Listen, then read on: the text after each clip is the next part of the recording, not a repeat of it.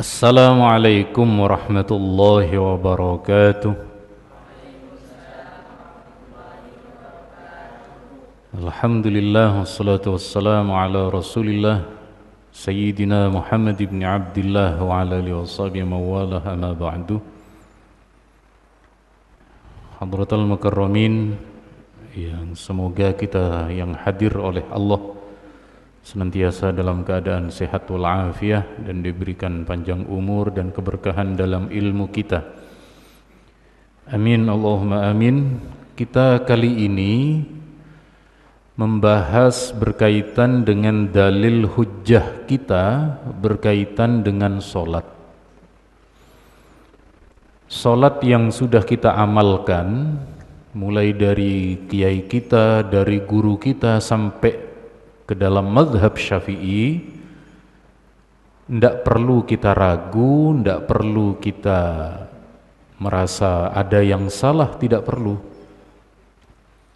Meskipun ada orang yang menyalah-nyalahkan tata cara solat kita, itu yang disalahkan pertama soal usolli. Sudah hafal usolli ya? Alhamdulillah kalau kita mulai dulu kiai-kiai kita dilanggar di pesantren ya, di TPQ sekarang meskipun masih belum bisa baca Quran sudah diajarkan kalimat usolli itu. Nah, ini dituduh bid'ah itu ucapan usolli. Nanti kita jelaskan. Lalu kemudian ada beberapa bacaan ya. Seperti bacaan ketika tasyahud, bacaan ketika ruku, ketika sujud. Nah, kita mengkaji itu. Kita mengkaji ini semua. Pertama, betul solat itu harus meniru Rasulullah. Ini hadisnya yang sudah populer. Sallu kama ra'aitumuni usolli. Solatlah kalian sebagaimana kalian melihatku dalam keadaan solat. Nah, hadis ini siapa maksudnya? Maksudnya hadis ini adalah para sahabat Nabi. Kenapa? Yang melihat Nabi sholat itu cuma sahabat. Nah, kalau jenengan di kota-kota, di perkotaan ini, terkadang jenengan menemukan masjid mengadakan sholat paling mirip dengan Nabi. Saya cuma tertawa, ini kok merasa paling mirip dengan Nabi, yang melihat siapa? Yang nyuting Nabi sholat siapa? Oh iya, kalau Nabi dulu ada sahabat yang ngerekam, bisa disebut paling mirip. Sekali lagi, tidak ada yang bisa mengklaim sholatnya paling mirip dengan Nabi karena sama-sama tidak melihat. Kalau mereka saudara-saudara kita ini ngaku sholatnya paling mirip dengan Rasulullah, padahal jaraknya sudah 1400 tahun. Ada imam kita, Imam Syafi'i, hanya terpaut 200 tahun dari Nabi. Lebih mending ikut Imam Syafi'i daripada orang yang sudah ribuan tahun sesudah Nabi. Oke, jadi sekali lagi, ketika klaim ini misalnya, jadi Abu Hurairah pernah beliau mempraktekkan sholat. Setelah beliau mempraktekkan sholat, Abu Hurairah beliau berkata, "Walladzi nafsi biyadih, inni la ashbahakum sholatan bi Rasulillah." Demi jiwa, demi Allah yang jiwaku dalam kuasanya, dalam kekuasaan Allah, sungguh aku, kata Abu Hurairah, aku ini orang yang paling mirip sholatnya dengan Rasulullah. Nah, kalau sahabat ngaku paling mirip dengan Rasulullah bisa dipercaya, karena sahabat yang melihat Rasulullah. Sama seperti panjenengan hadir mengaji melihat. Tapi kalau itu datang sesudah ratusan tahun, tidak bisa mengklaim paling mirip dengan Nabi, tidak bisa. Okay. Daripada orang ngumpulkan hadis, dikumpulkan sendiri, disimpulkan sendiri, dan dia bukan seorang mujtahid, lebih baik hasil kumpulan seorang mujtahid, baik Imam Syafi'i, Imam Hanafi, Imam Ahmad bin Hanbal maupun Imam Malik. Nah, jadi sekali lagi kita dalam hal ini mengikuti salah satu dari 4 imam ini.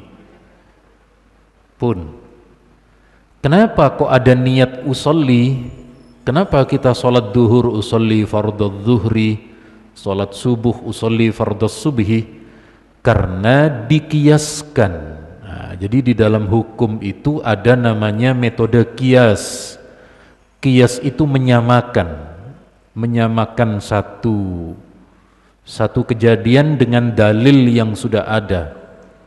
Di hadis ini, ketika Nabi haji, Nabi itu niatnya beliau suarakan, labbaik Allahumma bi umratin wa hajjin.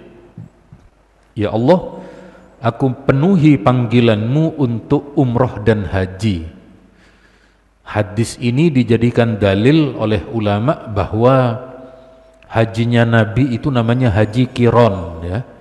Haji qiron itu menggabungkan haji dan umroh dalam satu rangkaian perbuatan ibadah. Ada menurut sahabat yang lain, hajinya Rasulullah itu ifrad, sendiri-sendiri. Haji dulu baru umroh. Tetapi sekali lagi ini terjadi perbedaan. Nah, Nabi mengucapkan niat itu, mengucapkan labbaika bi umratin wa hajjin, oleh Imam Syafi'i dikiaskan dengan niat solat. Makanya dalam riwayat ini, dalam riwayat yang disampaikan oleh muridnya Imam Syafi'i bernama Rabi al-Muradi, beliau ini kemudian mendengar Imam Syafi'i ketika solat. Imam Syafi'i berkata, Bismillah muwajjihan li baitillah muaddiyan li fardillah azza wa jalla, Allahu Akbar. Nah, jadi di sini Imam Syafi'i melakukan niat solat dikiaskan dengan Nabi ketika melakukan haji. Nabi juga mengeraskan bacaan. Nah, jadi sekali lagi sah ini, ijtihad ini sah, dibenarkan di dalam Islam. Makanya sekali lagi panjenengan yang sudah niat usolli tetap, cuma usolli itu tidak harus diucapkan, ya, cukup di dalam hati. Kalau diucapkan itu di fikih-fikih kita itu wayundabuh, dianjurkan, ya. Misalnya usolli fardhu, tapi ya jangan kenceng-kenceng, ya, jangan banter-banter usolli, nanti temannya yang terganggu, ya. Cukup lirih, ya, dilirihkan pelan-pelan seperti kita lazimnya kita melakukan sholat itu. Kemudian kenapa kok ditentukan? Nah, ini kemudian masuk ke ranah ijtihad. Di kitab Ashbah wan Nadhair, Imam Asyuti menjelaskan gamblang, sholat itu karena isya, sholat yang 4 rakaat itu ada 3, zuhur 4 rakaat, asar 4 rakaat, isya 4 rakaat. Maka harus disebut ini, sampean sholat ini 4 rakaat, sholat yang mana? Oh, sebut itu, usolli fardal isya'i. Nah, berarti isya 4 rakaat. Ketika panjenengan Anda semua sholat duhur, maghrib, isya, subuh, itu sholat wajib. Subuh 2 rakaat, duha 2 rakaat, maka perlu disebut fardhol lillah. Yang subuh itu sholat fardu disebut, yang sholat duha sunnah, sunnatan lillah, ya. Jadi sekali lagi ini kemudian menjadi pembahasan di internal madhab Syafi'i. Pun kemudian kita ketika sholat semua membaca takbir, ya, membaca takbir Allahu Akbar. Nah, Imam Bukhari Muslim beliau meriwayatkan dari Abu Hurairah bahwa semua gerakan sholat Nabi itu pakai bacaan Allahu Akbar, kecuali dari ruku ke posisi iktidal itu sami Allahu liman hamidah. Kenapa kok sami Allahu liman hamidah? Imam Bajuri di dalam kitabnya Bajuri itu menyampaikan satu hadis, tetapi sayang hadisnya ini dicek di beberapa kitab belum kita jumpai, ya belum kita jumpai. Tetapi beliau tetap seorang Syekhul Islam, ya. Jadi riwayatnya yang disampaikan oleh Imam Al-Bajuri itu, Sayyidina Abu Bakar itu tidak pernah telat makmum kepada Rasulullah. Suatu ketika saat Sayyidina Abu Bakar ini mau sholat, di depannya ada orang tua. Nah, ada orang tua, lalu kemudian Sayyidina Abu Bakar tidak berani mendahului karena orang tua. Setelah orang tua ini pergi, Sayyidina Abu Bakar lewat, Rasulullah dalam keadaan ruku.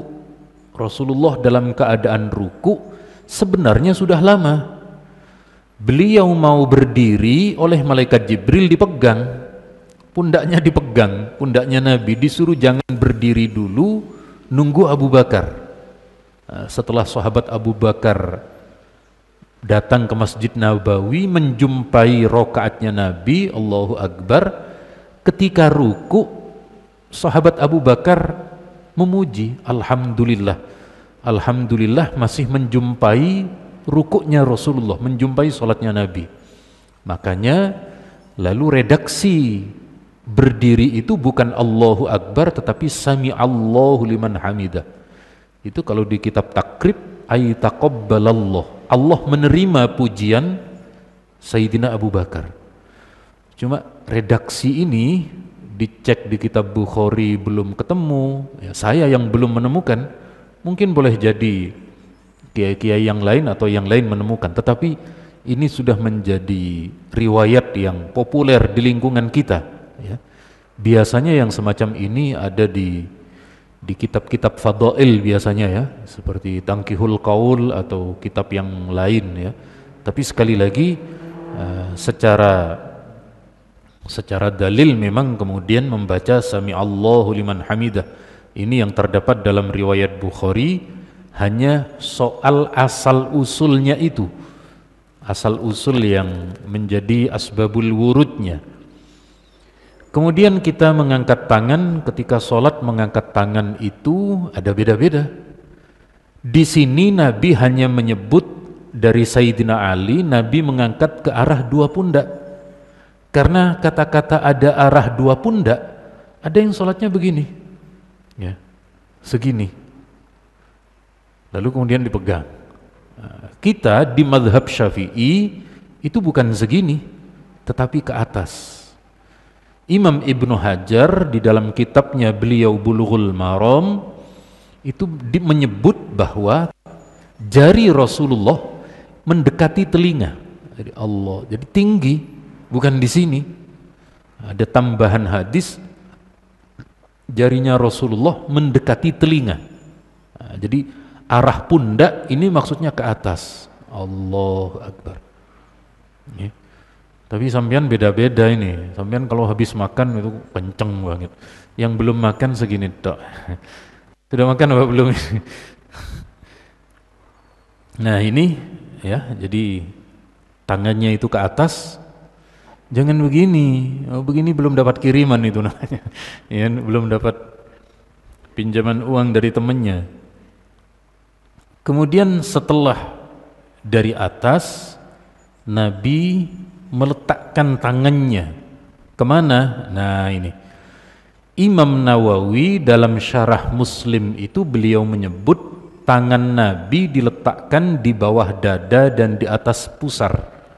Nah, di atasnya pusar, udel, ya, bahasa Jawanya udel, itu di atasnya, di bawahnya dada, ya, seperti kita sholat biasanya. Memang betul di sini ada yang dijadikan riwayat oleh sebagian di luar mazhab kita, itu dari Wa'il bin Hujr, ini Nabi meletakkan tangan di dada. Jadi begitu sholat langsung begini. Sampean menemukan itu, ya, Ya enggak apa-apalah. Karena memang dulu kata-kata sodar ini, sodar itu seluruh bagian dari depan ini. Dan mereka yang begini juga apa namanya? Sulit dari jalur siapa dia melihatnya, hanya zahir saja. Sementara dari kalau panjenengan ke Mekah, imam-imam Mekah biasa ya, padahal di sana madhabnya tidak sama dengan kita, tapi biasa, tidak di dada melainkan di bawah dada. Tapi sekali lagi silahkan, tidak ada masalah ya, mau di dada mau di perut, pokoknya jangan di bawahnya perut ya, tidak jadi sholat nanti. Kemudian kemana ketika sholat pandangan kita itu ke tempat sujud. Jadi dalam riwayat Imam Al-Baihaqi, Nabi bersabda kepada Anas, "Ya Anas, ij'al basaraka haitsu tasjud." Wahai Anas, kamu arahkan pandangan matamu ke tempat sujud. Kecuali kalau HP-nya ada di bawah ya. HP-nya ada di bawah, wah, melihat HP-nya, waduh ini yang miss call siapa ini, Pak Guru ternyata misalnya ya, maka dibalik ya, HP-nya dibalik kalau diletakkan di bawah. Di dalam mazhab kita sholat itu kalau menengadah ke atas itu hukumnya makruh. Dingkluk itu Jawanya apa? Bahasa Indonesianya meletakkan kepala terlalu ke bawah itu makruh. Bahkan Imam Nawawi berkata di kitab Majmu' itu, ghaddul basar fis shalah makruh. Salat sambil pejam mata itu makruh itu. Saya kemudian pernah mempresentasikan ini ketika ngaji dengan beberapa dokter ya. Ternyata betul kata dokter itu, kenapa ulama kita dulu salat itu kok tidak pejam mata, kok tidak merem? Karena ketika merem, ketika memejamkan mata, itu ada banyak bayangan di depan mata kita. Itu malah tidak khusyuk itu. Kayak ada proyektornya di sini nih. Mikirin makan, mikirin minum, ada yang mikirin temennya di sini. Justru memejamkan mata itu lebih tidak khusyuk. Makanya betul tadi melihat ke tempat sujud. Kemudian ini bacaan kita, ini bacaan takbir kita, Allahu Akbar kabira walhamdulillahi katsira subhanallahi bukratan wa asila. Ini terdapat dalam riwayat Imam Muslim. Meskipun ini bukan bacaan dari Nabi, yakni ketika Rasulullah sholat lalu ada yang membaca itu Allahu Akbar kabira, setelah sholat Nabi tanya, siapa tadi yang baca itu? Kata sahabat, saya Nabi yang baca. Lalu Nabi bersabda ini, ajibtu laha futihat laha abwabus sama. Saya kagum dengan bacaan kamu itu. Saya tadi melihat malaikat membuka pintu-pintu langit. Lalu kata Ibnu Umar, fama taraktuhunna mundu sami'tu Rasulullah yaqulu dzalik. Saya tidak pernah meninggalkan bacaan Allahu Akbar kabira. Sudah hafal semua nggih? Allahu Akbar kabira. Kemudian ini bacaan iftitah kita. Bacaan iftitah kita itu terdapat dalam riwayat Imam Muslim. Ya, di hadis ini kata Sayyidina Ali, kalau Nabi mengawali salat, Nabi membaca wajjahtu wajhiya lilladzi fataras samawati wal ard. Nah, kira-kira 3 tahun yang lalu, ya kira-kira 3 tahun yang lalu ada seorang ustadz menyalahkan kita. Itu ndak ada hadis salat iftitah inni wajjahtu. Yang ada wajjahtu, ndak ada inni. Lalu dibantah oleh kiai kita, Kiai Marzuki Mustamar. Beliau bantah, akhirnya ramai itu, ya ramai. Apa boleh kita membaca inni wajjahtu? Boleh. Itu ada dalam riwayat Tabrani, ada dalam riwayat Al-Baihaqi, ada. Okay.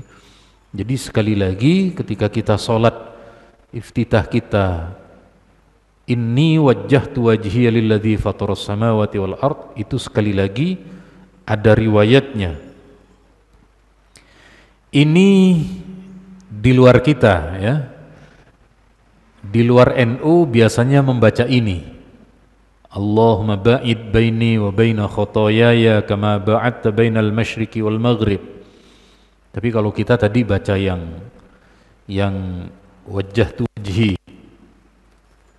Terus lagi kemudian ini ketika sholat kita awali dengan bismillahirrahmanirrahim. Ini dalilnya ya, kata sahabat Ibnu Abbas ataupun kata sahabat Abu Hurairah, kalau Nabi sholat, Nabi itu mengawali dengan bismillahirrahmanirrahim, alhamdulillahi rabbil alamin. Itu yang dalil kita. Kalau panjenengan ke Mekah, nggak usah ke Mekah ya, di Surabaya ini ada di beberapa masjid itu imamnya ndak pakai bismillah, langsung alhamdulillah, boleh. Ya, mereka pakai riwayat yang terdapat dalam riwayat Muslim, riwayat Imam Nasai, ya, bahwa Nabi kalau mengawali sholat itu dari alhamdulillah, Nabi tidak mengeraskan bismillahnya.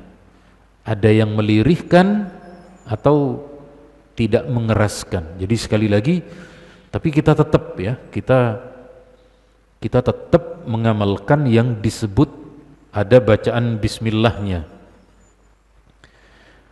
Kemudian ini yang sering juga disalahkan adalah bacaan subhan rabbiyal a'la dan subhan rabbiyal azim. Jadi dalam hadis riwayat Imam Muslim tidak ada kata-kata wa bihamdih, tidak ada.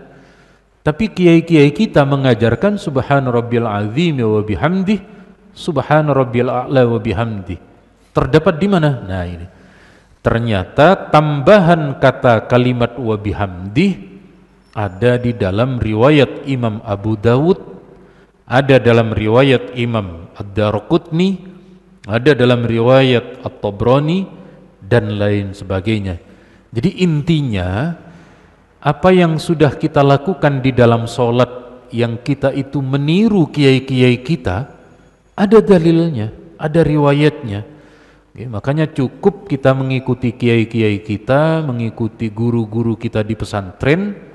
Sekali lagi, beliau itu sangat menguasai dalil, sangat mengetahui riwayat, sehingga kita hari ini tinggal menjalankan.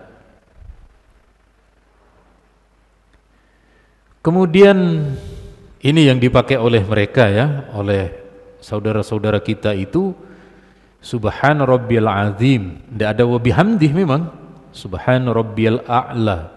Tapi sekali lagi kalau kita memakai riwayat wa bihamdih boleh-boleh saja, tidak ada masalah. Ini ruku ya. Ruku itu yang sempurna adalah ruku ketika kepala, punggung, pundak sampai geger itu rata lurus, itu yang sempurna. Kecuali kalau punya penyakit boyokan ya, saya kadang boyoknya kumat, jadi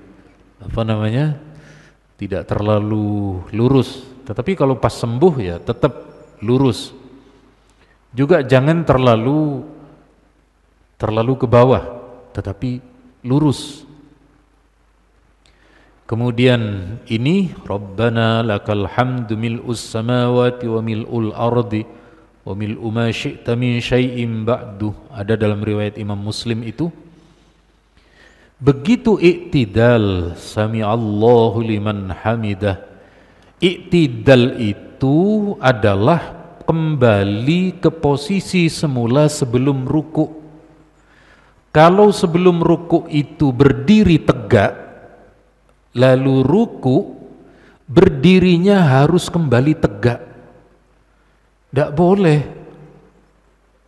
Begitu sami Allahu liman hamidah, ternyata tidak tegak, agak sedikit apa ya, tidak nyampe ke posisi semula. Itu di kitab kita tidak sah, itu harus ke posisi semula. Makanya sampean, saya itu kadang menjumpai ya beberapa santri itu kalau sholat sendiri itu sholatnya agak lama, agak cepat ya, agak dipercepat, personel ngempat memang ya. Jadi ya, ini biasanya ketika mereka sholat melakukan sholat sendiri, posisi sami Allahu liman hamidah tidak jejek. Makanya jangan sampai tidak seperti posisi sebelum ruku, harus berdiri tegak ya. Baca minimal Rabbana lakal hamd ya, atau tumakninah seukuran subhanallah. Kemudian kunut, kita sudah menyampaikan hadis kunut ini dinilai sahih oleh beberapa ulama, termasuk diantaranya Imam An-Nawawi, Imam Ibnu Hajar, dan beberapa ulama lain, yang sekali lagi ini menjadi kebiasaan kita ya. Jadi ukuran orang NU atau tidak itu adalah kunut dan tidaknya. Kalau kunut berarti NU, kalau tidak kunut berarti tidak kunut, berarti bukan NU. Saya pernah di bandara di Jakarta. Pesawat saya itu pesawat pertama setelah subuh. Tapi saya lihat ternyata masih nututi sholat subuh. Jadi saya ke bandara itu nyampe jam 3, kemudian jam 4 lewat gitu, kemudian sholat subuh.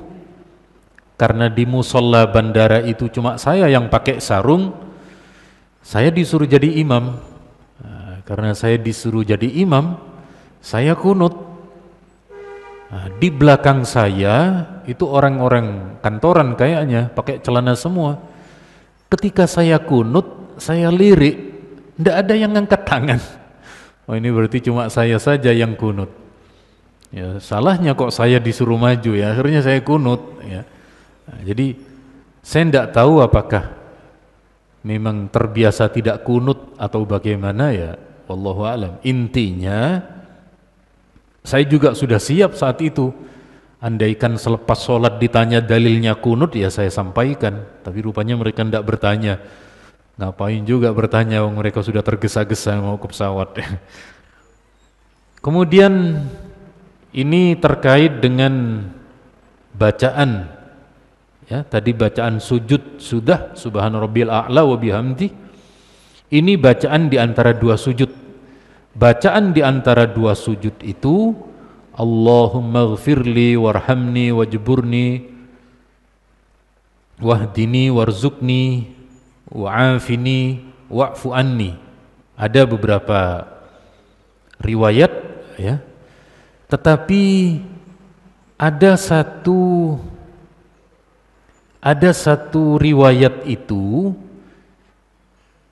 ternyata bukan hadis, tetapi ada di dalam kitab Ihya, yakni kalimat wa'afini.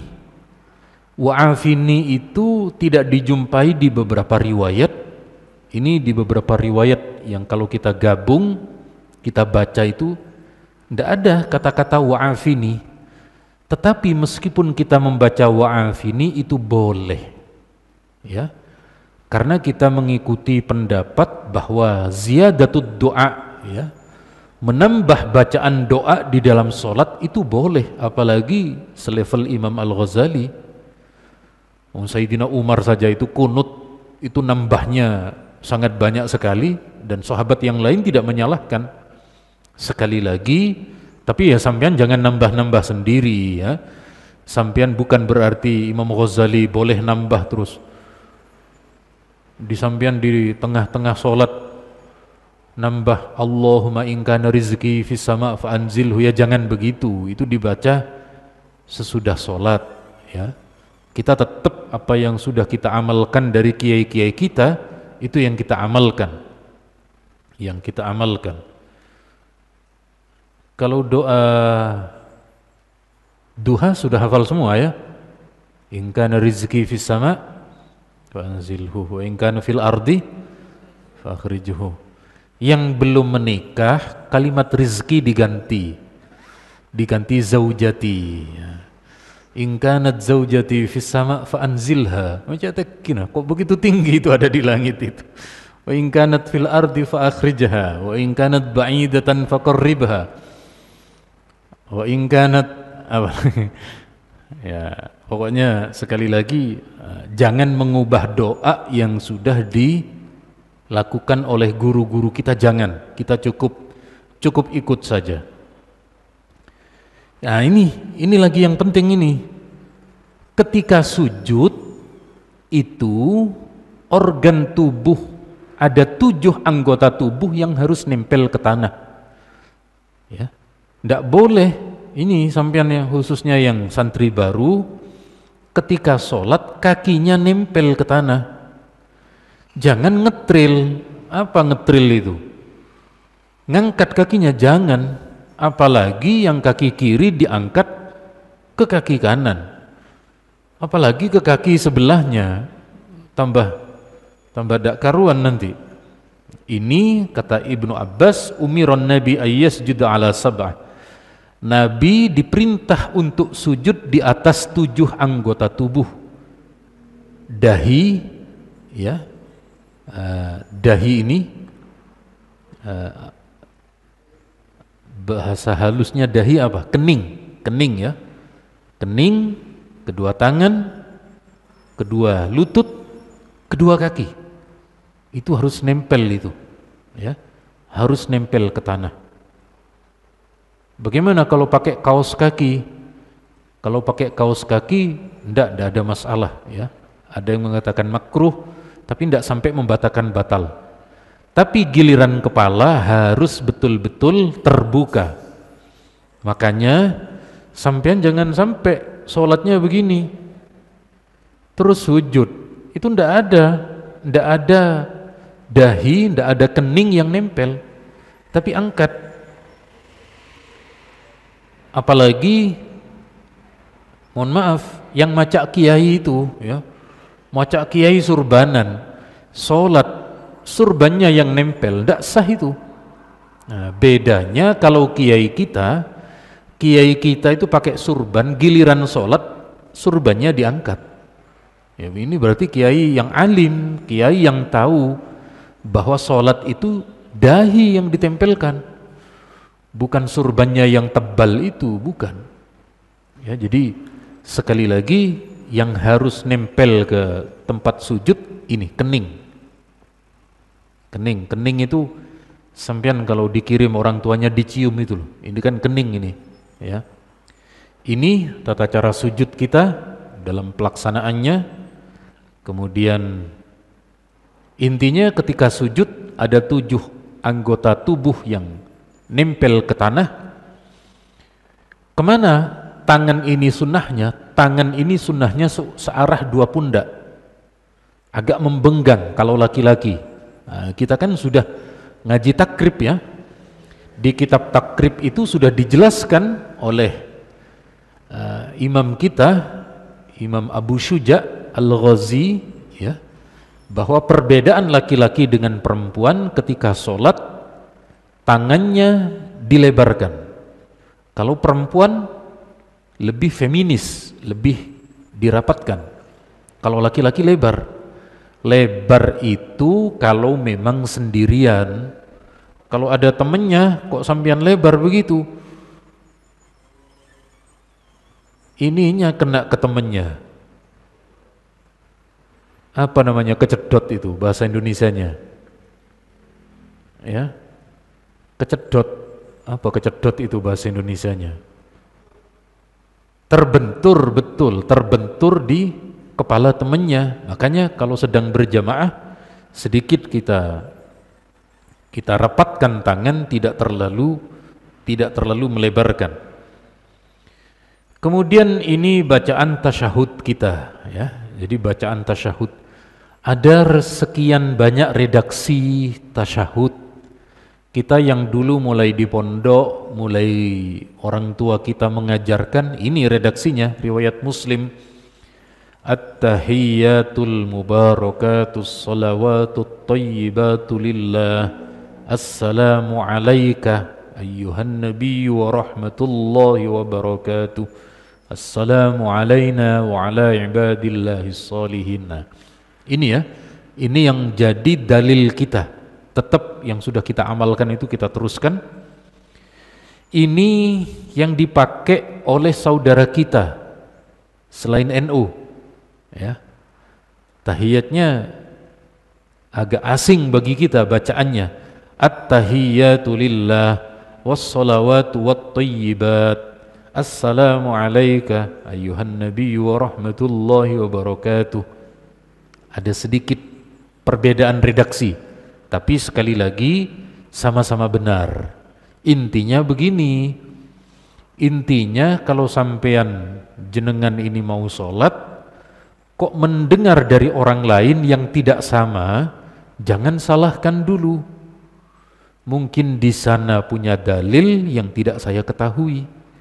Mungkin di sana punya riwayat yang kita belum tahu.